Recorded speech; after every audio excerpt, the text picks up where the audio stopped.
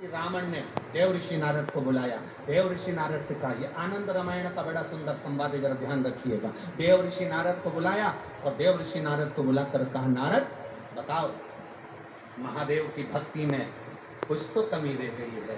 महादेव भले विष के लिए नीलकंठधारी बन गए, पर उनको जो विष की गंध है वो उनके शरीर में पहुंच गई है। मेरे बाबा के अंदर पहुंची हुई वो गंध कैसे समाप्त हो सकती है? जब उनके अंदर की गंध समाप्त हो जाएगी तो मैं जानता हूँ कि मेरी जिंदगी भी सवर जाएगी। मैं सोने की नगरी में जाकर बैठ जाऊंगा। तुम बताओ क्या करूं मैं? नारद जी ने कहा, ये मैं नहीं बता सकता। नारद जी ने कहा, मेरे मित्र तुम रुका जी के पास जाओ। तुम रुका जी के पास देव ऋषि नारद ने भेज दिया। लंकाधिपति रावण तुम रुका जी का भजन करने लगे, तुम रुका जी का स्मरण करने लगे। शंकर का कोई उपासक, शंकर का कोई भक्त, शंकर की चर्चा करने वाला, शिव की भक्ति में जनता को, जनमानस को, भक्तों को डुबोने वाला, शिव के स्मरण में रमने वाला, शंकर के मंदिर में रोज एक लोटा जल चढ़ाने वाला, इसका केवल एक सानिध्य मिल जाए, इसका केवल एक दर्शन भी हो जाए तो समझ लो कि तुम्हारी जिंदगी सार्थक हो गई, तुम्हारा जीवन सार्थक हो गया। आज लंकाधिपति रावण तुमरुका जी का दर्शन करे।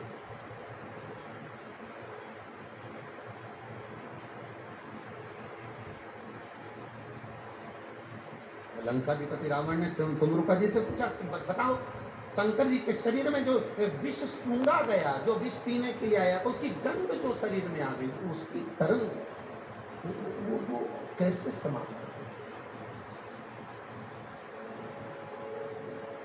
तुमरुका जी ने कहा, रावण दशानन दस ग्रीवा, सुनो,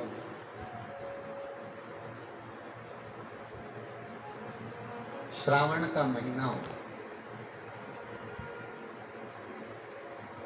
भूलवश में दो हाथ में अगर गंगा जल हो, शिव को समर्पित हो,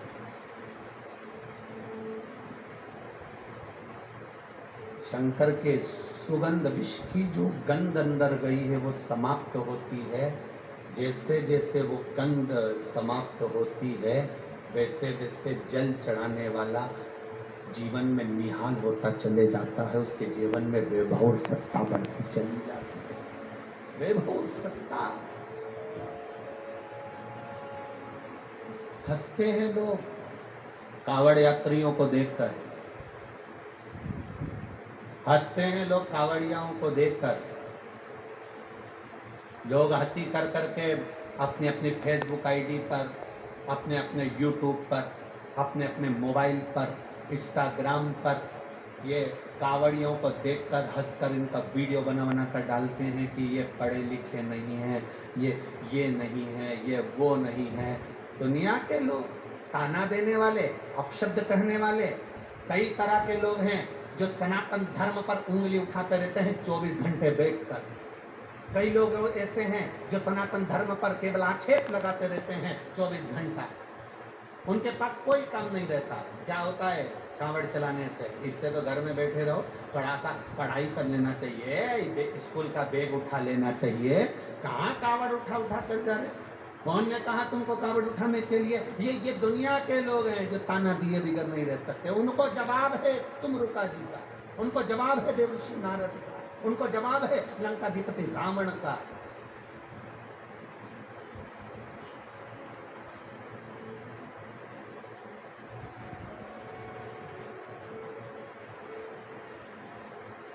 कि कांवड़ चलने वाला व्यक्ति, हाथ में जल का पात्र लेकर चलने वाला, कंधे पर रखकर कांवड़ लेकर जाने वाला, जितने कदम चलकर जाता है उतनी जिंदगी की उन्नति की सीढ़ियों पर चढ़ जाता है। उसे पीछे पलट कर नहीं देखना। ये रावण की कथा कर रही है, ये आनंद रामायण कह रही है, ये भगवत भजन कह रहा है।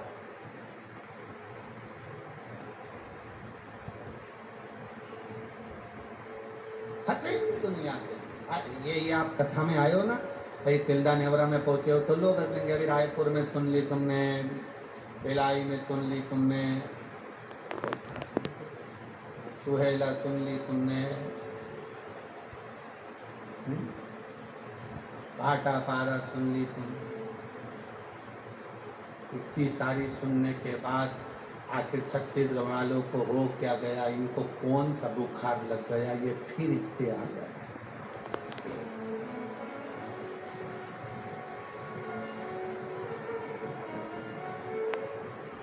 ये सब अपने घर से क्या फ्री है? लोगों को बड़ी चिंता, बड़ा टेंशन रहता है, क्या ये हो क्या रहा है, आखिर समझ में नहीं आता। और ये घनश्याम जी अग्रवाल जी ने ग्राउंड भी बड़ा करा, ऐसा नहीं है, ये भी सोच समझ के कि तुम आओगे हो, पर जितनी भी सोच जहाँ जहाँ कथा बाबा की होती है और भोलेनाथ जी की जो कथा होती है, लोग अच्छे से अच्छा करना चाहते हैं, बड़े से बड़ा पंडाल लगाते हैं, बड़े से बड़ा ग्राउंड ढूंढते हैं, पर उनको बताएं क्या बताएं। वो कहते हैं गुरुजी हमने तो सबसे बड़ा ग्राउंड करा था, अब हम क्या कर सकते हैं। हमने कहा तुम कुछ नहीं करते, बाबा का काम ही ऐसा है। जैसे एक मुट्ठी चावल कुकर में रख दो बनने के लिए, वो पूरा कुकर भर देते हैं। उसी तरह ये शिव पुराण भी ऐसी है, इसके लिए जितनी जगह ढूंढो ये चावल की तरह फैल जाती है। ये है ही ऐसे। उसके भक्त, उसके भजन करने वाले, उसके स्मरण करने वाले, उसका कीर्तन करने वाले, उसका मंत्र जाप करने वाले और उसके सहारे जीने वाले, वो साधारण नहीं। गणपतिपति रावण ने कहा कि मेरे प्रभु के ये विष की जो गंध उनके शरीर में चली गई, वो गंध कैसे समाप्त हो, वो कैसे उनके अंदर वो समाप्ति का हो। तो कह दिया सावन का महीना हो, हाथ में गंगा जल भरा हो, रावण लंकेश दशानन 10 गिरिवार जाकर शिव को चढ़ाया। शंकर हाँ शिव को चढ़ाया।